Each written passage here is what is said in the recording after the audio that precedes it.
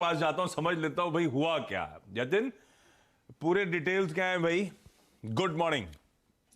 Good morning आशीष। देखिए, एक दिक्कत भरी बात है कि अदानी ग्रुप ने यस्टरडे देर रात को जो बोर्ड मीटिंग करी थी अपने इन्वेस्टमेंट बैंकर्स के साथ, अपने बोर्ड के साथ, और जॉइंटली जो डिसीजन निकल के आया है वो ये आया है कि जो एफपीओ अदानी ग्रुप ने प्लान किया था और जहां सब्सक्रिप्शन भी 1 गुना से ज्यादा आया था, वो पूरे के पूरे एफपीओ को स्क्रैप किया जा रहा है। मतलब एफपीओ और जो निवेशकों ने पैसा लगाया है वो फिर से निवेशकों को वापस लौटाया जाएगा।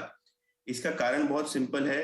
कंपनी को और कंपनी के चेयरमैन गौतम अदानी को ये लग रहा था कि जो 3,000 रुपए के ऊपर का एफपीओ था, बाजार में ही 2,000 रुपए का भाव यस्टरडे आपको बनता हुआ दिखाई पड़ा। तो 35% का नुकसान इन्वेस्टर्स को पैसे लगाने के एक दिन बाद हो रहा था। तो जाहिर सी बात थी, कहीं ना कहीं ये एक डिस्कम्फर्ट था ग्रुप को भी और इन्वेस्टर्स को भी।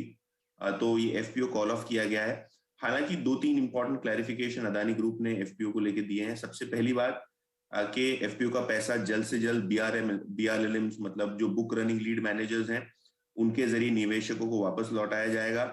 दूसरा कि जब बाजार की स्थिति सही होगी, शेयर्स के दाम स्टेबलाइज होंगे, फिर अदानी ग्रुप फिर से एक्सेस करना कोशिश करेगा कैपिटल मार्केट को। तब तक जो है ग्रुप की कोई पर्टिकुलर रिक्वायरमेंट नहीं है।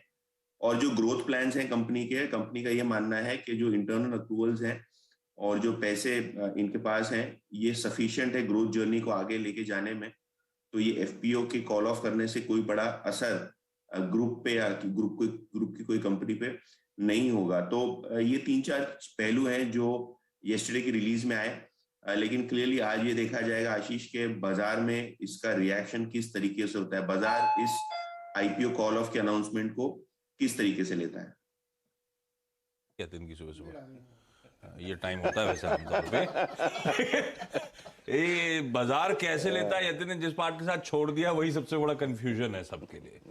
बाजार के कई एक्सपर्ट का रात में दरवाजा खटखटाया था मैंने, कोई नहीं बात करना चाहता, कोई बात नहीं। किसी को समझ में नहीं आ रहा है। दरअसल एक्चुअली फैक्ट ये किसी को नहीं समझ में आ रहा। ये स्टॉक्स कल अदानी एंटरप्राइजेज एक समय 1940 के लेवल्स पे चला गया था, बंद भी 28% नीचे जाके हुआ है।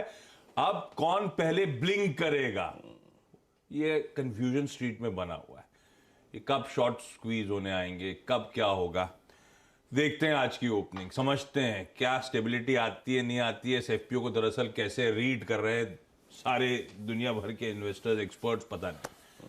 कल एक खबर के चलते बहुत पिटाई हुई है, और वो खबर भी जिसकी आई है उसके खुद के बॉन्ड पहले बिक नहीं रहे थे। वो खुद दिक्कत में था, खुद की मुश्किलें थी क्रेडिट स्विस की, और खबर देखी कहां से कहां पहुंच गई।